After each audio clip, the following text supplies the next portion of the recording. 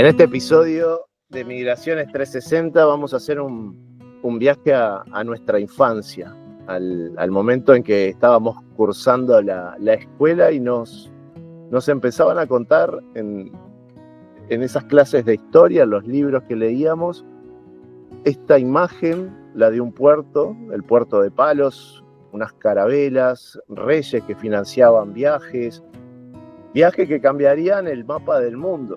Esa era la historia oficial del descubrimiento de América, una narrativa de expansión y gloria. Pero 500 años después, el viaje parecería ser a la inversa, ¿no? Los puertos son aeropuertos y los barcos aviones, pero la historia oficial también ha cambiado el guión, ¿no? Ahora, para los que llegan desde la tierra que fue descubierta, ya no hay reyes esperando del otro lado. Hay un nuevo relato, y ese relato nos ubica a nosotros, latinoamericanos, ya no como una novedad. Ya nuestro rol parece haber virado y ahora pasamos a ser el problema. Y esa nueva historia oficial no se escribe en libros de texto, se escribe cada día en redes sociales, en tertulias de televisión y en discursos políticos. Es una narrativa mucho más simple, pero increíblemente eficaz, con capítulos titulados como «Vienen a delinquir», «Colapsan la sanidad» o «Viven de las ayudas». En el último episodio de esta temporada no vamos a contar la historia que ya conoces, vamos a desmontar la que te quieren hacer creer hoy. Bienvenidos, bienvenidas a Migraciones 360. Hoy se analiza el nuevo guión de los conquistadores. Buenas tardes, Martín, ¿qué tal? El primer mito del que hoy queremos hablar es el de viven de las ayudas. En esta nueva narrativa se escucha mucho, ¿no? Tanto en el trabajo o en la calle, lo de a los de fuera le dan todo y a nosotros nada. Es la idea de que el recién llegado vive de la ayuda que supuestamente pues quitan a las personas locales. Sí, este es muy, muy fuerte, ¿no? El de la obra social, el encarecimiento del Estado, porque no apela a la razón, ¿no? Sino al miedo, a la escasez. Si el pastel es pequeño, la llegada de alguien nuevo se presenta obviamente como una amenaza directa a la porción que te tocaría. Es el manual básico para enfrentar al penúltimo contra el último. Y la realidad de este relato se desmonta, ¿no? Con mucha facilidad, porque para acceder a la mayoría de la ayuda hace falta muchas veces no solamente estar empadronado, sino estar empadronado 6 meses o 1 año. También, en muchas ocasiones, se necesita la residencia legal. Tenemos que tener claro que no hay un cheque de bienvenida. Cuando una persona llega de Latinoamérica o llega desde el norte de África o desde África, no hay una pancarta que le da la bienvenida y le dice welcome, bienvenido a España y a partir de este momento tienes todas tus necesidades básicas cubiertas. Eso no es así. Lo que sí que el guión no cuenta es que detrás de cada persona hay una economía informal sostenida en gran parte por esos inmigrantes que aporta a través del consumo y del trabajo en sectores clave como lo son los cuidados o la agricultura. Pero vamos a estar de acuerdo, Victoria, que este mito funciona porque es más fácil culpar al otro, culpar a la vecina, al vecino, que cuestionar por qué el pastel es pequeño en primer lugar, ¿no? Porque hay poca cosa para ayudarnos, para recibir. Se descarga la frustración en alguien visible en lugar de realmente problematizar, pensar en cuáles son reales, las causas reales de esta sensación de escasez, ¿no? De señalar a las instituciones responsables.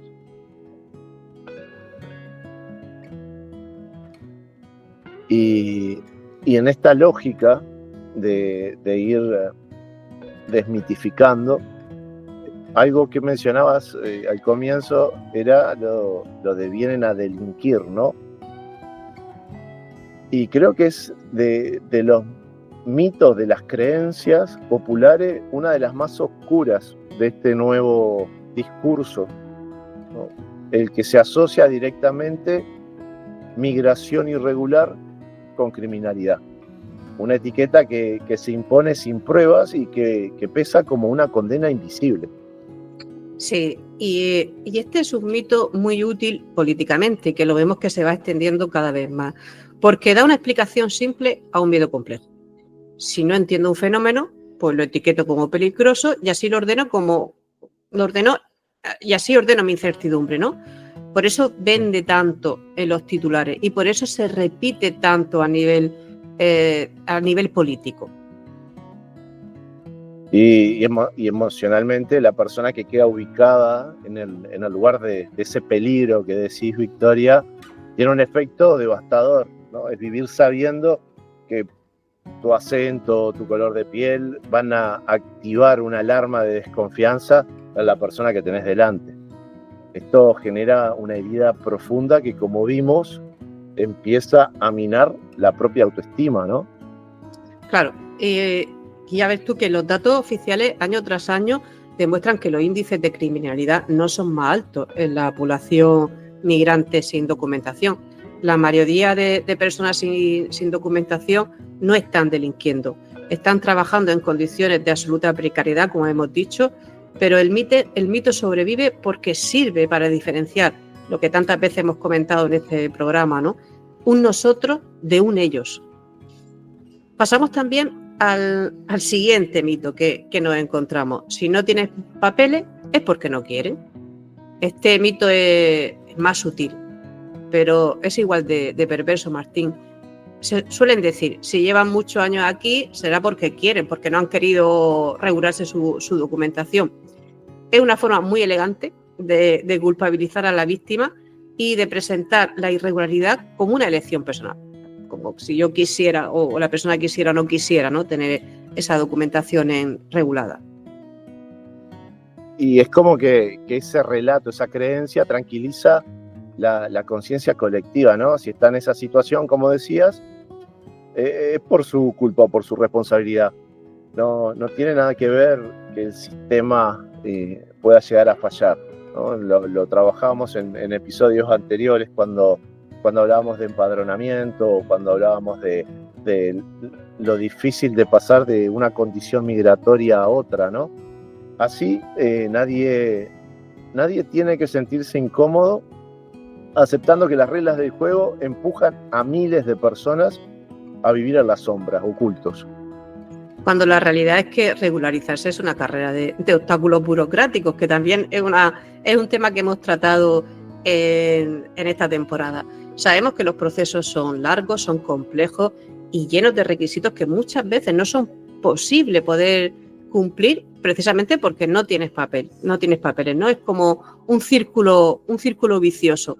Para conseguir un contrato tienes que tener un empadronamiento, tienes que demostrar que has estado 2 años viviendo en el país, etcétera.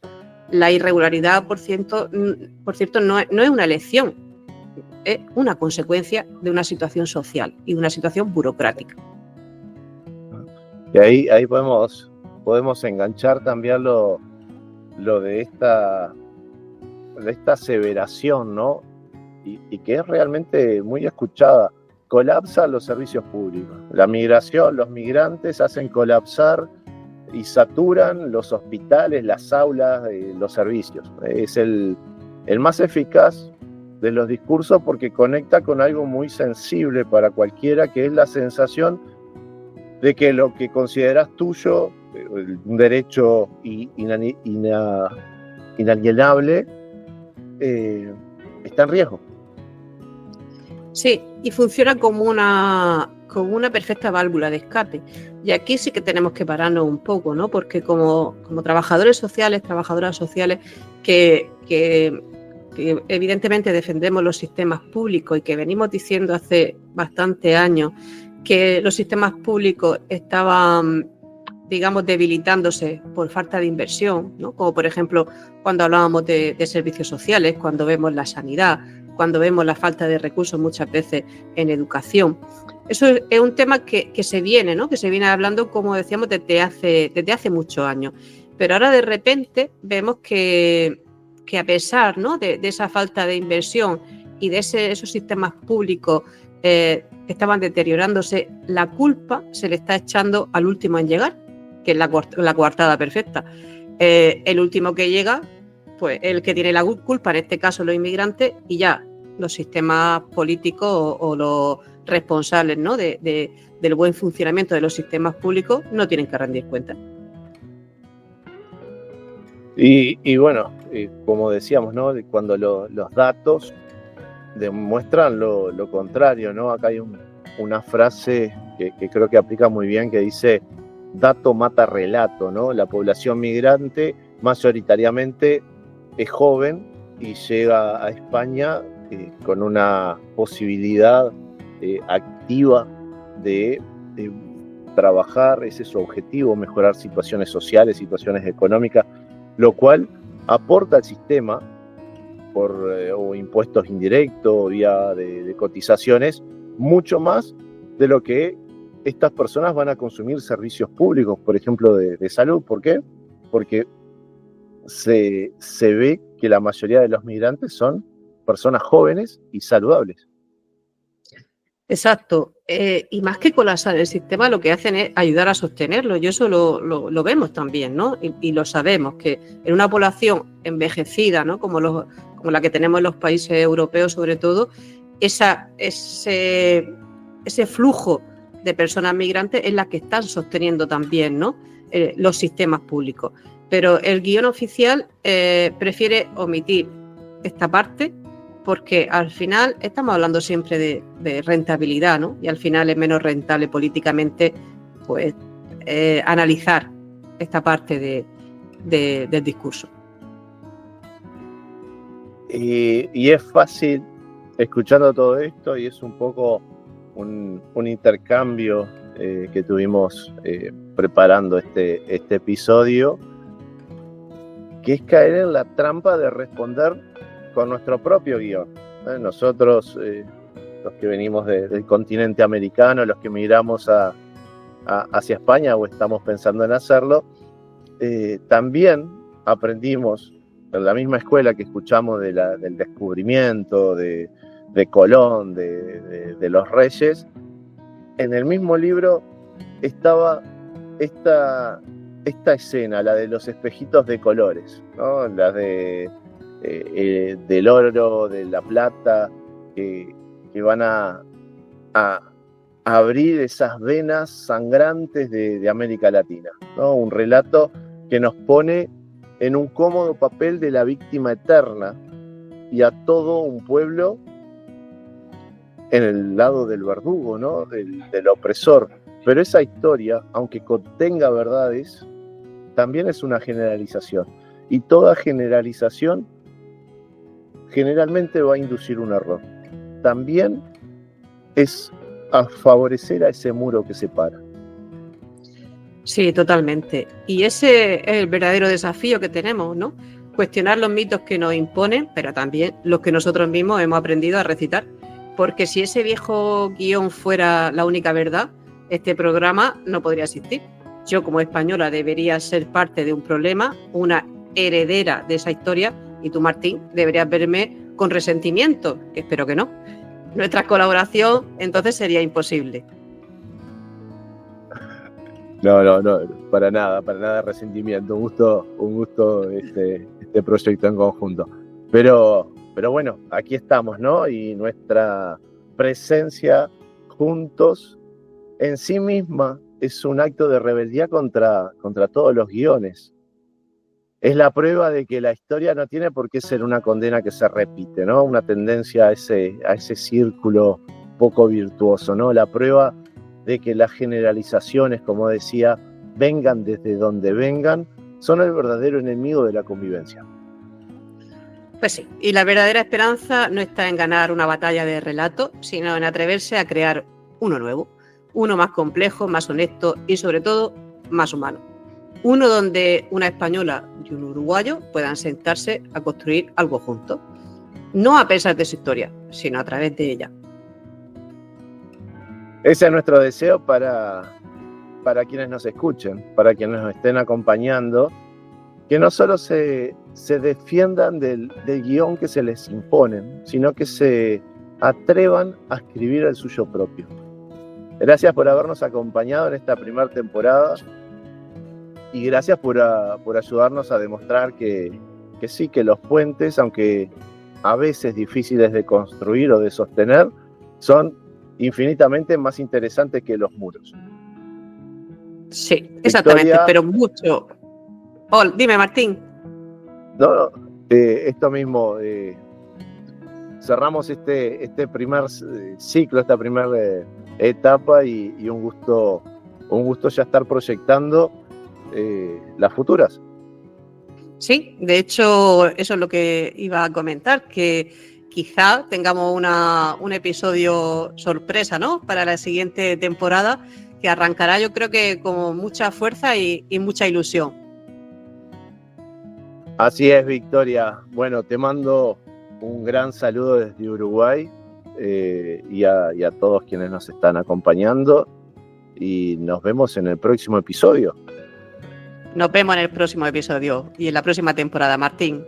Un fuerte abrazo y aquí tiene un puente tendido.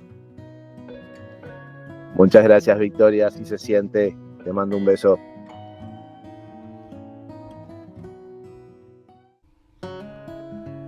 Muchas gracias por escuchar Migración 360. Síguenos en redes y cuéntanos qué historia o tema te gustaría que exploremos. Nos encontramos en nuestro próximo episodio. Buenos días, buenas tardes, buenas noches.